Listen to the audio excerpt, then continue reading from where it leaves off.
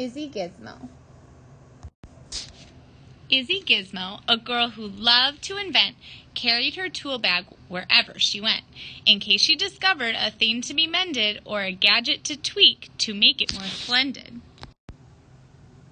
But the trouble with things that have dials and switches is they don't always work. They have certain glitches. The Tremendous, for instance, did such a fine job till out popped a piston and off dropped a knob. Then the swirly spag Sonic for eating spaghetti turned Grandpa's wallpaper into confetti.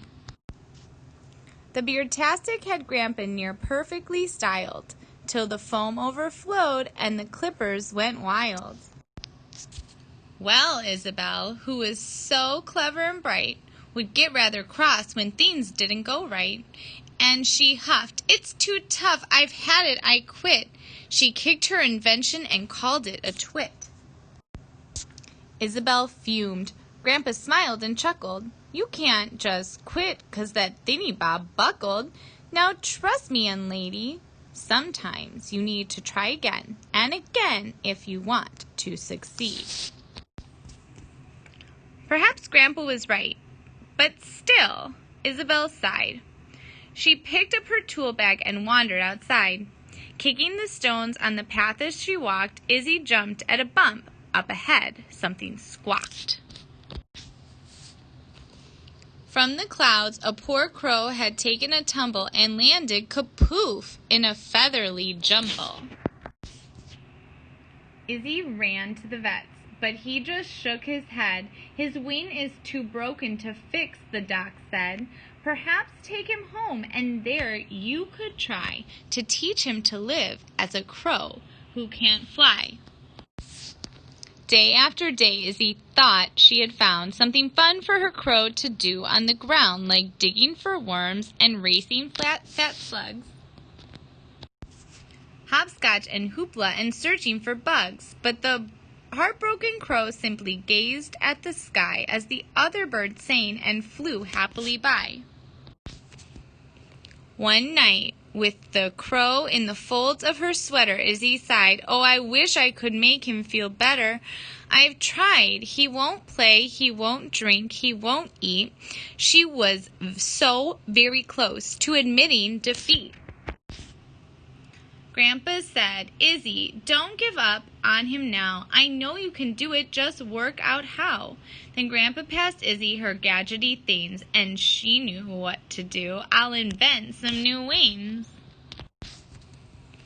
Izzy piled up her books and she started to read. Then she made a long list of the things she would need. She searched for some batteries and old electronics, dismantled a mixer and the swirly spag Sonic. The crow watched entranced, and he held Izzy's drill while she bent, bashed and battered, and walloped until... Ta-da! Izzy fastened the wings with a strap, but they hummed and they twitched far too heavy to flap. "Arg!" Izzy yelled. "I'm no good at succeeding." The crow softly cawed, his beady eyes pleading. "What now?" Izzy cried. "Try again," Grandpa said. "Okay, follow me." And with that, off she sped. Izzy dove in a pond where she borrowed a pump. Then she took from an engine 2 sprockets a sump. Izzy fastened the wings. They were light, they were curvy, but the wings, the wrong shape, turned the crow topsy-turvy. "I give up," Izzy yelled with a furious frown. The crow sadly cawed as he hung upside down. Izzy unscrewed the head from the shower, found special circuits to adjust the wing's power, and finally, using her trusty old pliers, she borrowed the motors from 2 big blow dryers.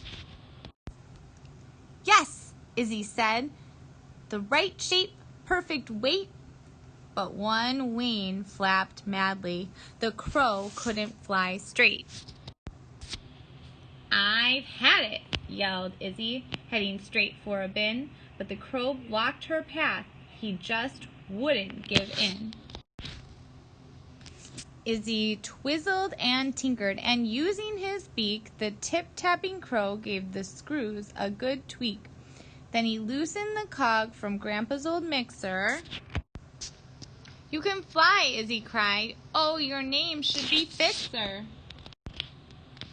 After 2 loop-the-loops, Fixer came into land and stood happily cawing upon Izzy's hand. "You tried very hard," Grandpa said, "and succeeded. You kept at it, Izzy. You did what was needed.